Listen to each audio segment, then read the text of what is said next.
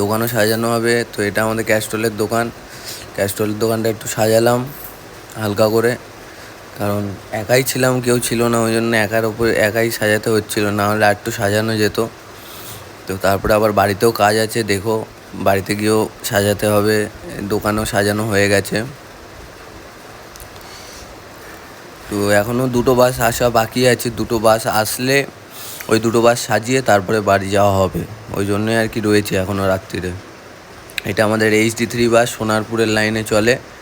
তো ঘটকপুকুর সোনারপুর দেখতে পাচ্ছে, দেখো রুটের বোর্ড। আর এইটা হচ্ছে আমাদের বাসের নাম্বার 11-13। আর আরেকটা বাস আসছে, আরেকটা বাস এখনও আসেনি। ওই বাসটা আসলে ওই বাসটা সাজিয়ে একবারে বেরিয়ে যাব। তো দোকানেও টুকটাক সাজানো হয়ে গেছে। তো আর দেখা যাক এবার কোথায় কি সাজানো যায়, ঠিক আছে। আর এইটা হচ্ছে আমাদের 213